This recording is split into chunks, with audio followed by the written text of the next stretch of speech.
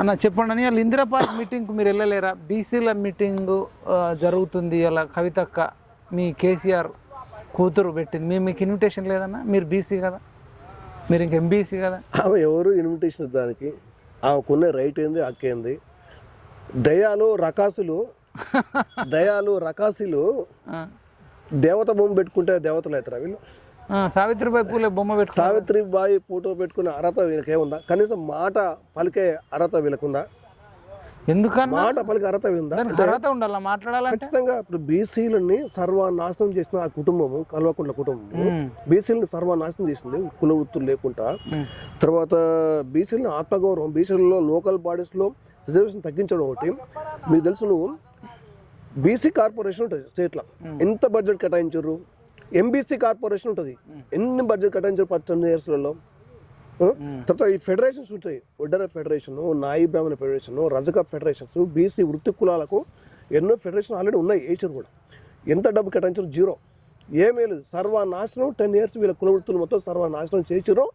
చేసి ఏంటంటే పాపం వీళ్ళు శ్రమ చేసుకునే, వృత్తి చేసుకునే కులాలు పొద్దునాక బాడ్స్ తొక్కి, పొద్దునాక రాయి కొట్టి, పొద్దునాక మగ్గ నేర్చి ఏదో గిట్ట మందు తాగాలని కొంచెం ఉన్న దాన్ని ఎక్కువ చేపించేసి మందు దాపి సర్వ కుటుంబాలను మొత్తం సర్వనాశనం చేశారు. ఎంతో మంది వందల వేల బీసీ, లక్షల బీసీ కుటుంబాలను మందు దాపిచ్చేసి పుస్తకాలు తెప్పిన కుటుంబం ఆ కుటుంబం, కల్వకుంట్ల కుటుంబం. ఇక కవిత ఏమో బీసీల గురించి మాట్లాడకుండా ఇంకోటి, అరే ఏమికి ఏం తెలుసు? కమిషన్లు ఏం తెలుసు? కేంద్ర ప్రభుత్వ కమిషన్లు ఏం తెలుసు? అయ్యంగార్ కమిషన్ తెలుసా? కాకా కేల్కర్ కమిషన్ తెలుసా? రాష్ట్ర ప్రభుత్వం ఇచ్చిన కమిషన్లు ఏం తెలుసు? మురళీధరరావు కమిషన్ తెలుసా? తర్వాత అనంతరామన్ కమిషన్ 71 అది తెలుసా? తర్వాత కేంద్రంలో ఈ బీసీ సంచార జతల గురించి అంతకుముందు చేసిన బాలకృష్ణ కమిషన్ అవుతుంది, ఇదాట కమిషన్ ఉంది. వీళ్ళ రిపోర్ట్లు ఏం తెలుసు? ఆ రిపోర్ట్లో ఏముందని తెలుసా? ఏమకేమన్నా? ఇప్పుడు 73వ రాజ్యాంగ సభ నిర్వీర్యం చేస్తే 43% రిజర్వేషన్ ఉంటాయి, 22, 23 తీసింది కావాలి. ఎంత పూర్తిగా గట్లేదు, తగ్గించగా అది తప్పు కదా. అది కుల వృత్తులను కూల్చేసింది కదా మొత్తం, ఏం లేకుండా కుల వృత్తులు ఆధునీకరించడానికి చేసిన లేదు. అది కేటాయించారు. విద్య విద్య నిర్వీర్యం చేశారు కదా. కేంద్ర ప్రభుత్వం విద్య కేటాయించి 5 తీసుకొచ్చుకొని మన విద్య కేటాయించలేదు కదా. అరే ఎన్సీడీసీ కేంద్ర ప్రభుత్వ పథకాల గురించి ఏమని, NCDC national cooperative development corporation మొత్తం ఈ బీసీలకు సంబంధించి ఉంటుంది. ఈ విశ్వకర్మ యోజన లాంటి అటువంటి పథకాలు ఎన్నో ఉండే వాళ్ళ కాలంలో. ఏది కేసీఆర్ కాలంలో సెంట్రల్ పథకాలు చాలా ఉండే. ఒక్క పథకం ఉండాలి, national BC corporation develop corporation ఉంటుంది సెంట్రల్లో. నోరు పోయింది, జ్వరం వచ్చింది. అయితే మ్యాచింగ్ గ్రాంట్ వస్తే ఆ డబ్బులు ఇటు వస్తాయి. నువ్వు 10 సంవత్సరాలు మేయా పరిపాలించోడు, మ్యాచింగ్ గ్రాంట్ వస్తే ఆ డబ్బులు మొత్తం 100 కోట్ల 1000 కోట్లు వస్తాయి బీసీలకు. అయితేలే ఎంఎస్ఎంఈ ఉంటుంది తెలుసా నీకు? ఎంఎస్ఎంఈ డబ్బులు స్కేల్ ఇండస్ట్రీ, ఆ డబ్బు ప్రచారం చేసినవా? నీ కలెక్టర్ పరిచయం చేసినవా? అన్ని చేయకుండా దీన్ని నిర్వీర్యం చెప్పి అణచిదొక్కి వీళ్ళకి విద్య లేకుండా చేసి కులవృత్తులు నిర్వహణ చేసుకుంటే వాళ్ళకు అధికారం మొత్తం అని దుర్వినియోగం చేసి వాళ్ళ సర్వని, వాళ్ళ యొక్క బతుకుని సర్వనాశనం చేసిన నువ్వు బీసీల గురించి మాట్లాడతావు. ఎంత బుద్ధి తక్కువ పని. నువ్వు అర్హత నీకే ఉందన్నా? సోజిరావు పూలే లేదా సావిత్రిబాబు పూలే పెట్టుకొని నువ్వు చేస్తున్నావా? ఇప్పుడు 10 సెకండ్ల ఏమనుకో, మధ్యలో ఏం మాట్లాడుతుందో ఒక 10 సెకండ్లే. ఇవాళ మీరు జవాబు చెప్పాల్సిందే. 42% ఏ విధంగా రిజర్వేషన్లు ఇస్తారో ఆ ప్రక్రియలో లోటుపాట్లు లేకుండా ప్రభుత్వం చేయాల్సిందే అని చెప్పి మేము కోరుతా ఉన్నాం. ఇవాళ ఈ బీసీ మహాసభ ద్వారా మీ అందరి మద్దతుతోని ఇక్కడ ఉన్నటువంటి కాంగ్రెస్ పార్టీకి నేను డిమాండ్ చేస్తా ఉన్నాను. 42% రిజర్వేషన్ మీరు చెప్పినారు. మరి ఎందుకు చెప్పారో 42% నాకు అర్థం కాలేదు. బీసీలు 42% కన్నా ఎక్కువనే ఉంటారు, అవునా కదా? ఎక్కువనే ఉంటాం. మరి 42% అని చెప్పినారు. పోనీ చెప్పినంతనన్నా నాకు సిగం వస్తా మాట్లాడతాను. బుద్ధి ఉన్నాక మాట్లాడదానికన్నా.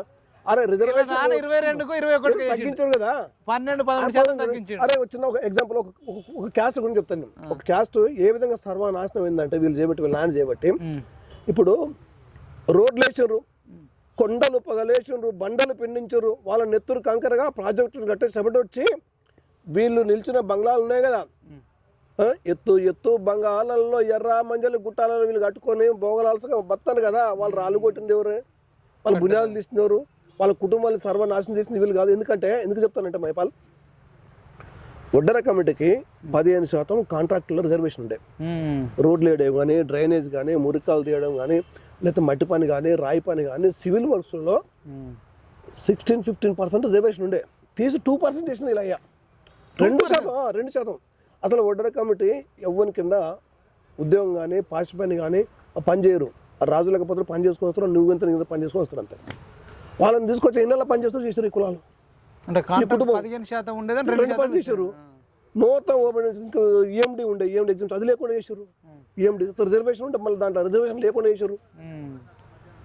అంటే ఎంత ఘోరంగా ఒక కులాన్ని మిగతా కులాన్ని కూడా మొత్తం రోడ్ల మీద పరిచిన కులము ఇవన్నీ చెప్పరాదు. మరి నువ్వు చెప్పాలా కవితమ్మ, నువ్వు సమాధానం చెప్పాలా. ఈ కుటుంబాలకు మీ నాయన ఏం చేస్తారో సమాధానం చెప్పాలి. ఎంబీసీ కులాలకు కమ్మరి మంగలి సాకలి ఈ చేతి ఉత్తర కులాలకు ఎంబీసీ కులాలకు ఎన్ని కోట్లు కేటాయించినావు నువ్వు? మరి వీళ్ళు ట్యాక్సులు కడతలేరా? రైతు బంధు ఇచ్చినాం కదా, మీకు ఇవ్వలేదా?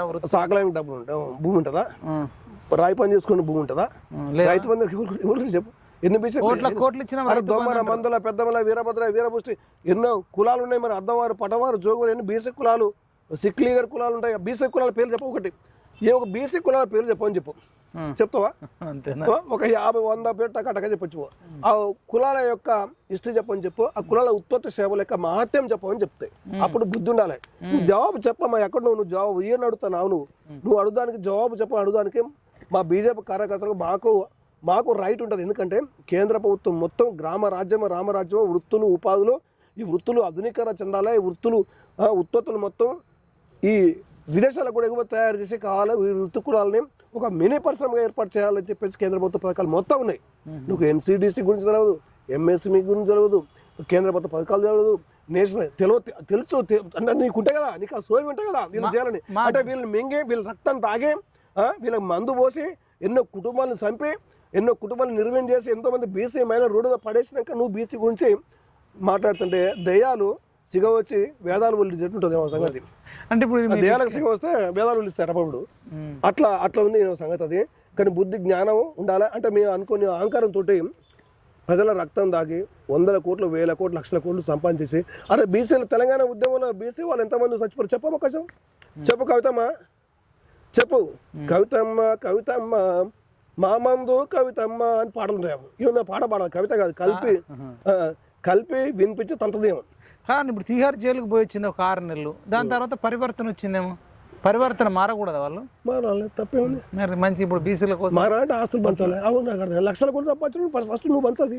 నువ్వు అనుయాయులకు కూడా 100 కోట్లు 1000 కోట్లు కాంట్రాక్ట్ కానీ నీ మల్టీనేషనల్ కంపెనీల భాగస్వాములు కానీ ప్రజలకు ఇచ్చేసి చెప్పు. అట్లా చెప్పిచ్చేసాయి నీ. అందుకంటే మైపాల్ ఇలా కుటుంబాన్ని యాక్చువల్గా ఏంటంటే ఇలా కుటుంబాన్ని విదేశాల్లో కానీ వాళ్ళ తండ్రి కొడుకుని ఉరిదీసి ఏమైనా సర్వ ఆస్తులు మొత్తం ప్రజలకు పంచించి ఈవెన్ జీవితాంతం జైలు నుంచి తక్కువ శిక్ష తక్కువ అంటే అలాంటి కుటుంబం ఇది.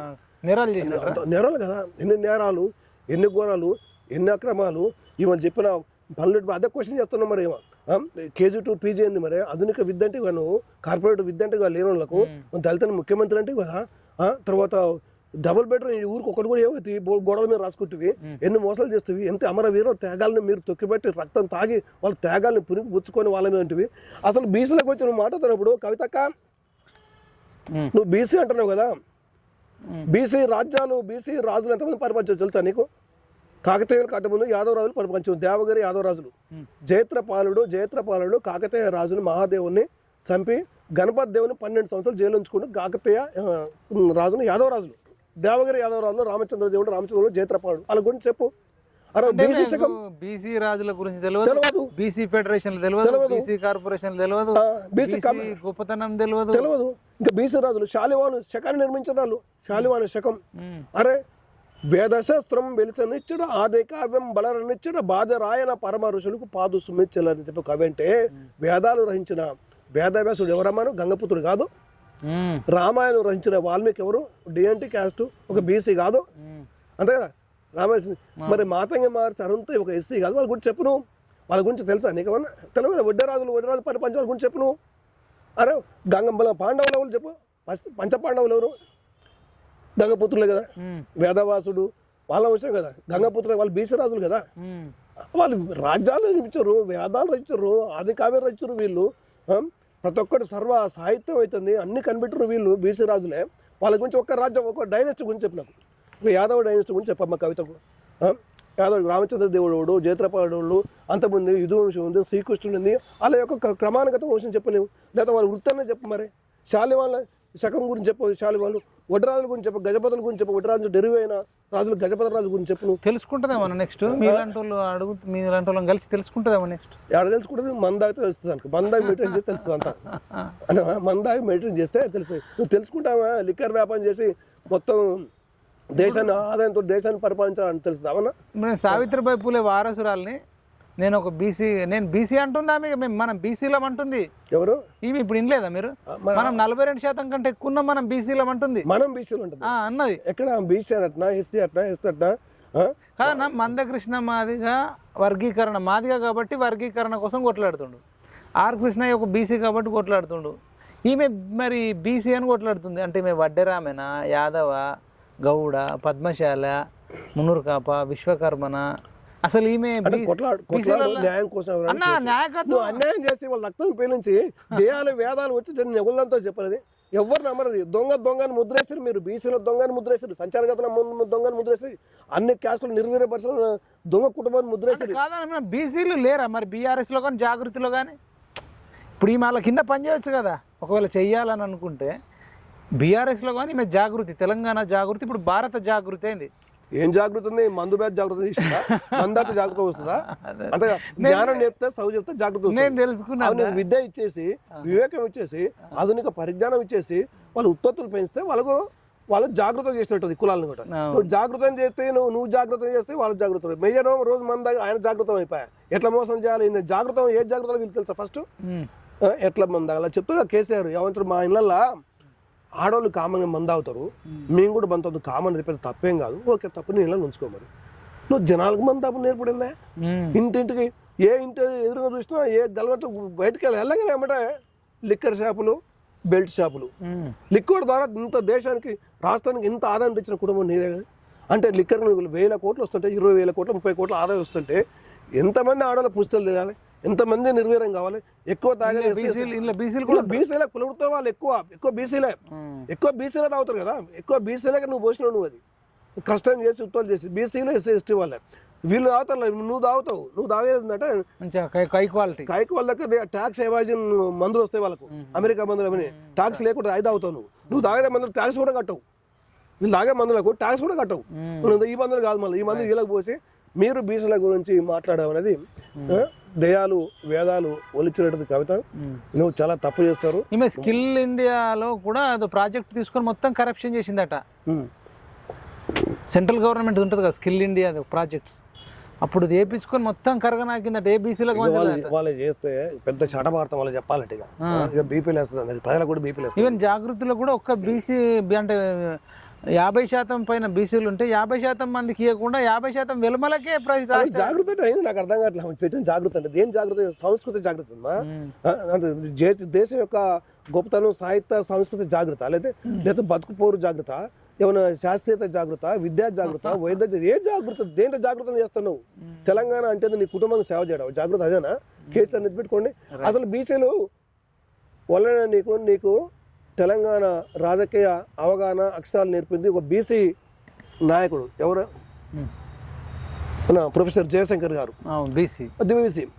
తెలంగాణ లక్ష్మణ్ బాబు, కొండ లక్ష్మణ్. అసలు వాళ్ళు చేసినప్పుడు నువ్వు పుట్లే మేలేనే లేడు. జయశంకర్ సార్ కూడా తిట్టింది.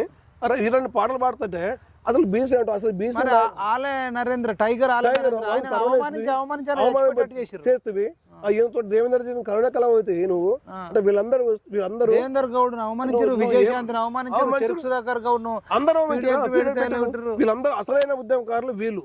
తొలి బీసీ ఉద్యమకారులు వాళ్ళు, మళ్ళీ బీసీ ఉద్యమకారులు వాళ్ళు. ఆటలాడదు, పాటలు పాడదు, మొత్తం సాహిత్యాన్ని ఇచ్చిన బీసీలు. మా రోజు వీరన్నకు వీళ్ళే విగ్రహం కట్టలే, వెల్లి లలితక్కకు వాళ్ళ కుటుంబాన్ని పట్టించుకోలేదు కదా. నువ్వు దోపిడి దొంగవు. నీ కులం త్యాగం చేయలేదు, సావలేదు, ఒక ఆట లేదు, ఒక పాట పాడలేదు, ఒక పద్యం పాడలేదు, చైతన్యం చేయలేదు. కూర్చుంటేవే పల్లె పల్లెన మనసే పాలమూరులోన మన తెలంగాణలోని విమల కంటే నువ్వు సంకలు కొట్టి. మరి మన వాళ్ళ త్యాగాలు మొత్తం శ్రీకాంతాచారి అని పోతే శంకరమ్మకు ఎమ్మెల్సీ వాళ్ళ పేరు చెప్పని క్వశ్చన్ చేస్తానమ్మా. వీళ్ళందరి పేర్లు ఒకసారి చెప్పమ్మా, నువ్వు బీసీల పేరు చెప్పాలని ధైర్యం ఉంటే బుద్ధి ఉన్న వీళ్ళందరి పేర్లు చెప్తే నువ్వు బీసీల గురించి చెప్పినట్టు. ఇప్పుడు శ్రీకాంతాచారి పేరు చెప్తలేదు, యాదయ్య పేరు చెప్తలేదు, కానిస్టేబుల్ కిష్టయ్య పేరు చెప్తలేదు, వీళ్ళంతా చనిపోయారు. బెల్లి లలితక్క పేరు కూడా ఎన్నడూ చెప్తలే, మా రోజు వీరన్న పేరు చెప్తలే, సాంబశివుడు పేరు చెప్తలే, రాములు పేరు చెప్తలే. ఇప్పుడు నేనే బీసీ అంటుంది మరి అంటే నువ్వే వీళ్ళందరూ బీసీ గారు మరి వీళ్ళ పేర్లు ఎక్కడ చెప్తలే, పేరు ఎక్కడ అంటున్నావు మా బీసీ నేనే బీసీ అని చెప్పుకుంటున్నావు మరి. ఆనాడు గాంధీ కుటుంబం కూడా మొత్తం అని తగిలించుకున్న పేరు, నెహ్రూ గాంధీ అని తగిలించుకున్న పేరు, ఏమో తగిలించుకుంటున్నావు. తగిలించుకున్నాగానే ఎవరు అట్లా వజ్రం లెక్క కారు మెరవరు, వాళ్ళ యొక్క బురద లెక్కనే ఉంటుంది. రైట్ అన్న. ఈరోజు సావిత్రిబాయి పూలే జయంతి కదా, అంటే కవితను సావిత్రిబాయి పూలేతో పోల్చుకుంటారు బీఆర్ఎస్ లో జాగృతిలో. మీరేం చెప్తారు సావిత్రిబాయి పూలే గురించి? ఎట్లా పోల్చుకోవాలంటే బుద్ధి తక్కువ వాళ్ళు, నీతిహీనులు. కవిత సావిత్రిబాయి పూలే ఆ రోజు సమాజంలో మహిళలకు జరుగుతున్న అన్యాయాలు ఏతున్నాయో, వితంతు వివాహం అవుతుంది, తర్వాత సతీ సహగమనం అవుతుంది, భర్త చనిపోతే మునగడం అవుతుంది, దళితులకు పీడితులకు వాళ్ళకి విద్య లేకపోవడం అవుతుంది, దళితులు పీడితులు ఈవెన్ లేడీస్ కూడా ఆ మహిళలకు కూడా విద్య లేకపోవడం వల్ల ఆమె చెల్లించింది. విద్య ద్వారా అన్ని సాధ్యమని చెప్పించాడు. ఆనాడు శివాజీ తర్వాత ఈ పీష్వాల కాలంలో మొత్తం ఈ బ్రాహ్మణిజం బాగా డెవలప్ అయింది మహారాష్ట్రలో. బ్రాహ్మణిజం అంటే చాలా ఏమంటారు దాన్ని, బ్రాహ్మణ ఛాందసవాదం డెవలప్ అయ్యి పెద్ద అంటరానితనము, అంటించిపెట్టు వర్గ విభేదాలు, కుల విభేదాలు బాగా పెరిగిన కాలంలో తర్వాత వీళ్ళు ఆడవాళ్ళు చదువుకుంటే పెద్ద తప్పు, అసలు కింద కులాలు చదువుకుంటే పెద్ద ద్రోహం, నేరంగా భావించే అన్నట్టు సమాజం. అట్లా అన్నట్టు ఆ యొక్క పటేలు పటవారు, తర్వాత వాళ్ళు ఏమంటారు వాటిని భూస్వాములు, తర్వాత ఈ బ్రాహ్మణ పటవారులు వీళ్ళు చదువుకుంటే అసలు వాడు బడికి పోతుంటే వాడిని ఏం చేయాలంటే వాళ్ళు నాయన బెరియాలి, వాళ్ళని పని చేయొద్దు, మనం ఉత్తర్ తీసుకోవద్దు, అట్లా అంచగొట్టింది అంటది. ఈవెన్ పూలేను కూడా ఆయన బడికి పోతుంటే వాళ్ళ నాయన సర్వహింసలు పెట్టి పూనేలే. తర్వాత కొన్ని రోజుల తర్వాత పక్క ఇంటి పక్క ఆయన ప్రోద్దంలో పూలే చదివాడు. అట్లా ఇట్లా సావిత్రి పద్ధతిలో 31లో జన్మించగానే 9 ఏళ్ళ ఈయనకు మ్యారేజ్ అయింది పూలే గారితో. సావిత్రిబాయి పూటకు తల్లి లక్ష్మీబాయి ఉండే, తండ్రి ఏదో గైక్వాడ్ సంథింగ్ ఉన్నది, తండ్రి మండోజీ ఉండే. తర్వాత ఆమె చిన్నప్పుడు పెళ్లి చేసుకున్న తర్వాత చాలా ఆమె గురించి కొంచెం 2 విషయాలు చెప్తుంటే ఆమె చాలా ధైర్యవంతురాలు. ఈతలు కొట్టేది, చెట్లు ఎక్కేది, రాయి తీసుకుని ఇస్తే ఆడ ఏ ఉన్నా కానీ చిన్న మామిడికాయలు కొట్టేది నేర్చుకుని పెట్టుకుంటే ఆడ ఒక పాము ఏం చేస్తుందంటే ఒక పక్షి గుడ్లను తింటుంది. ఆ పాము రాయి కొట్టేసి పాము కింద పడి ఉరికొస్తే మిగతా అంతా ఉరికినట్టు. ఆ కింద మిగతా అందరూ ఉరకక ఏమేం చేస్తుందంటే కింద పడ్డ బావని కట్ట తీసుకొని కొట్టి చంపుతుంటే ఊళ్ళో వచ్చి మెచ్చుకోరేవాడు. ఇంత ధైర్యవంతురాడు. ఒక బలవంతమైన పిల్లగాడు, బలమైన పిల్లగాల నుంచి ఒక గులాబీ పువ్వు గుంజుకుంటాడు, పువ్వు మంచిగా ఉందంటే ఆ పిల్లగాడు గుంజుకునే పిల్లగాడు ఏమకైనా పెద్దోడే, ఆయన కానీ చంపకొట్టి కొట్టేసి ఏం చేస్తున్నారు నువ్వు, ఆ పిల్లగాడు నువ్వు ఎట్లా గుంజుకుంటావు, ఆ పిల్లగాడు ఏడుస్తాడు అంటే ఆ పిల్లగాడు అంటాడు నువ్వు అక్కవా తల్లివా, అవును రా నేను తల్లినే అన్నదట సావిత్రిబాయి పూలే. అంత వీరవంతుడు. మరి అటువంటిది మరి నువ్వేమైనా చేస్తున్నావు ఆ కవితక్క? ఇట్లాంటి ఏం లేవు. గుంజుకుంటే నీ పనే, గుంజుకోవడం దోసుకోవడం. ఎందుకు లేదు, శ్రమిస్తే వస్తుంది కదా, ఏం శ్రమించడం మందిని ముంచితే శ్రమిస్తాను, కష్టపడాలి. సరే మానసికంగా కష్టపడి ఎవరిని ముంచాలి, ఎవరిని ప్రణాళికలు ఏమించాలి, 1,00,000 కోట్లు ఎక్కడ దొబ్బుకోవాలి, ఎక్కడ పెట్టాలి. దుబాయ్ బుర్జ్ ఖలీఫాలో కూడా ప్రతి ఒక్క దేశంలో మెయిన్ దేశాల్లో మొత్తం బిల్డింగులు, ఆస్తులు, మల్టీనేషనల్ షేర్స్, కంటికి కనబడిన ఆస్తులు మొత్తం 1,00,000 కోట్లు వాళ్ళు అక్కడ 7,00,000 కోట్లు అప్పెట్టని చెప్పండి. 7 సంపన్న రాష్ట్రము 7,00,000 కోట్లు ఏమని చెప్పండి. విద్యం చేసిందా, వైద్యం చేసిందా, ఉపాధి రంగం చేసిందా, మానవ వనరులు డెవలప్ చేసిందా, ఒక ఇండస్ట్రీ డెవలప్ చేసిందా, ఏం చేసింది చెప్పండి. కరోనా టైంలో నాయి బ్రాహ్మణులు కటింగ్ గడ్డం తీపించుకుంటూ లేక చాలా మంది సూసైడ్లు చేసుకుంటే వీళ్ళు అసలు పట్టించుకోలే. అవును, వీళ్ళు నాన్ననే మరి వాళ్ళు బీసీలు గారా నాయి బ్రాహ్మణులు? వాళ్ళు ఎందుకు పట్టించుకుంటారంటే మీరు భలే ఉన్నారు. అది పెద్ద కుటుంబ పార్టీ, రాక్షస పార్టీ, అది రాక్షస కుటుంబం. అది రాక్షస కుటుంబం ఏం కావాలి, ప్రజలు రక్తం కావాలి. మస్తు మంది బీసీలు పెరగానే ఇందిరా పార్క్ కాడికి పోతారు. వాళ్ళు బానిసలు ఉంటారు కదా, మానసిక ఉంటుంది కదా. ఇప్పుడు ఎట్లుందంటే ప్రజలలో మేము ఎట్లా చూస్తామంటే దేశం దొంగ, ఒక వృద్ధియాల వాళ్ళు ఆధునిక ప్రవాసంలో దొంగలను మేము భావిస్తే వాళ్ళు దేవుళ్ళని భావించడం. కొంతమంది నువ్వు చేస్తున్నాం అబ్బా కవితకు 1,00,000 కోట్ల 50 లక్షల గడియ ఉంది కవితకు, మహారాణి ఎక్కదరా అని కష్టమైందా సంపాదించిందా. బీసీ మహాసభ లాస్ట్ ఒక 1 minute అన్న 10 seconds చూద్దాం మళ్ళీ ఏమందని లాస్ట్ ఫైనల్ ఎండ్ చేద్దరు మీరు. బీసీలకు నాయకత్వం వహిస్తున్న ఉందా అని కూడా అర్థం చేసుకోవాల్సిన అవసరం ఉందని కూడా ఈ బీసీలో కవిత నాయకత్వం వహిస్తుందట. ఇంకో విషయం కూడా చెప్తున్నా. సోదరులారా, ఇలా దేశంలో ఉన్నటువంటి బీజేపీ పార్టీ ఇలా రిజర్వేషన్ లేకుండా చేద్దామని చేస్తుంది, కులాలు లేకుండా చేద్దామని చేస్తుంది. బీజేపీ పార్టీ మీ బీఆర్ఎస్ పార్టీ బీసీ ముఖ్యమంత్రిని ప్రకటించమంటారు అంతే కదా. బీఆర్ఎస్ పార్టీ బీసీ ముఖ్యమంత్రి చేస్తాను ప్రకటించవాను, లేదా మా పార్టీ అధ్యక్షుడిని బీసీ ఇస్తే ప్రకటించమని చెప్పు. ఆ బుద్ధి తక్కువ అట్లా మాట్లాడంటే మాత్రమే మాట్లాడతా. ఇవాళ సందర్భం ఉన్నది, ఈ సందర్భం మిస్ అయిన తర్వాత లోకల్ బాడీ ఎన్నికలు అయిపోయిన తర్వాత సందర్భం లోకల్ బాడీ 23% తగ్గించడం ఎటువైందమ్మా? 33 చెప్పండి. అరే బీసీలో జై కవిత అంటారు మరి. వాళ్ళు బీసీలు వాళ్ళ సావిత్రిబాయి పూలే బొమ్మ పెట్టుకొని చేస్తారు స్టాచ్యూ. ఇలా ఏది లేరు. దొంగలు దొరేషం వేసుకున్నట్టు మేకవన్న పుల్లు అవి అంటే తోడేలు అంటారు. ఇప్పుడు తోడేలు ఒకటే కవిత కాదు, తోడేలు రకాసి దెయ్యం, పీడించే దెయ్యం. అది ఒకటే కాదు, ఎన్ని అసలు యాక్చువల్గా రామాయణ మహాభారతంలో మన చరిత్రలో ఎన్ని ప్రతీకలు ఉన్నాయో ఎన్ని ప్రతీకలు అంటే ఉంటాయి కదా కొంతమంది ప్రతీకలు. ఇప్పుడు రావణుడు జింక విషయంలో వస్తాయి, లేడీ జింక ప్రతీకలు, అటువంటి ప్రతీకలు అదొకటి, సూర్య రకరకాల ప్రతీకలు. ఎన్ని ప్రతీకలు ఆపాదించగల వాళ్ళు తక్కువనే. అన్ని ప్రతీకలు, అలాంటి ప్రతీకలు ఎన్ని ఆపాదించినా వీళ్ళకు తక్కువనే. రైట్ అన్నారు. తెలుగు రాష్ట్రాలలో ఉండే బీసీలకు ఏం చెప్తారు ఈ కవిత చేసే ధర్నా గురించి కానీ, సావిత్రిబాయి పూలే గురించి కానీ ఫైనల్గా ఏం చెప్తారు? Right, thank you so much అన్న. ఇదండి తురక నరసింహన్నతో సంచలన ఇంటర్వ్యూ. ఎమ్మెల్సీ కవితక్క చేసే అన్ని డ్రామాలు, మీ ఫ్యామిలీ మొత్తం డ్రామా కంపెనీ, ఇకనైనా ఆపమ్మ కల్వకుంట్ల కవిత డ్రామాలు అని చెప్పి తురక నరసింహన్న పెద్ద సంచలన స్టేట్మెంట్ ఇచ్చిండు. అసలు సావిత్రిబాయి పూలే ఫోటో పెట్టుకోవడానికి కూడా కవితకు అర్హత లేదు, సావిత్రిబాయి పూలే కాలి గోటికున్నది కూడా కవితక్క మోకంకు లేదని చెప్పేసి అన్న చెప్తున్నాడు. మరి ఇది కవితక్క డ్రామాలు. ఆమె ఎక్కడ బీసీ, ఆమె ఒక బీసీని కూడా పెళ్లి చేసుకోలే. వాళ్ళ భర్త వెలమనే, తండ్రి వెలమనే, అన్న వెలమనే, బావ వెలమనే, ఈమె వెలమనే. మరి ఈమె ఎట్లా బీసీ అయిందో అందరు షాక్లో ఉన్నారు. సరే అన్న అన్నాడు, ఎవరైనా కొట్లాడవచ్చు కానీ అన్నాడు. కానీ మరి ఆమె కనీసం క్రెడిబిలిటీ కూడా లేదు. ఆమె లిక్కర్ దందా చేసి అనేక మంది బీసీ మహిళల పుస్తెలు తెంపి తీహార్ జైలుకు పోయి, ఇంకా ఆమెకి ఇంకా క్రెడిబిలిటీ లేదు, కమ్యూనిటీ లేదు, రెండూ లేనప్పుడు ఆమెకు అసలు అర్హత లేదు అని చెప్పేసి చెప్తున్నాడు. కవితక్క పెద్ద మోసకారి అని చెప్పేసి చెప్తున్నాడు. ఇకనైనా బీసీలు ఆమె ట్రాప్లో పడకండి. నీ ఎంబట తిరిగిన ఎంతమంది బీసీలకి ఈమె సహాయం చేసింది అడగాలి. అనేక మంది జాగృతిలో, తెలంగాణ జాగృతిలో తిరిగి మెంబట తిరిగి అనేక మంది బీపీలు, షుగర్లు వచ్చి, గ్యాస్ ప్రాబ్లం వచ్చి, అల్సర్ వచ్చి, మైగ్రేన్స్ వచ్చి, కిడ్నీలు ఫెయిల్ అయిన వాళ్ళు, లివర్ ప్రాబ్లం ఉన్న వాళ్ళు, హార్ట్ ప్రాబ్లంలు ఉన్న వాళ్ళు అనేక మంది రోడ్ల మీద పడితే ఒక్కరికి కూడా హెల్ప్ చేసిన పాపాన పోలేదు. ఇప్పుడు అందరినీ రమ్మంటుందట, మీటింగ్కి రండన్న, దయచేసి రండన్న, బీసీ మహాసభకు రండని. మళ్ళీ అప్పట్లో వదిలేసిన వాళ్ళు అందరిని వాడుకొని వదిలేసింది. ఇప్పుడు మళ్ళీ వాళ్ళని పిలుస్తుందట.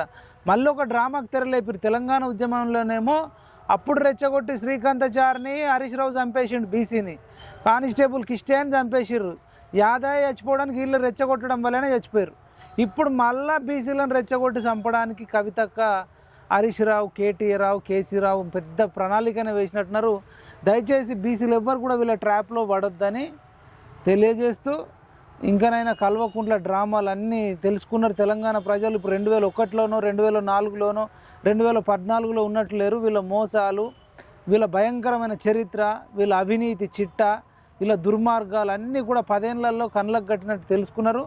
తెలంగాణ ప్రజలు మేల్కొన్నారు, బీసీ ప్రజలు మేల్కొన్నారు. వీళ్ళ మాటలన్నీ కూడా నీటి మూటలే అని చెప్పేసి అందరికి అర్థమైపోయినాయి. ఈ కల్వకుంట్ల ఫ్యామిలీని తెలంగాణ నుంచి తరిమి వేయాల్సిందిగా కోరుకుంటూ, జై జవాన్, జై కిసాన్, జై హింద్.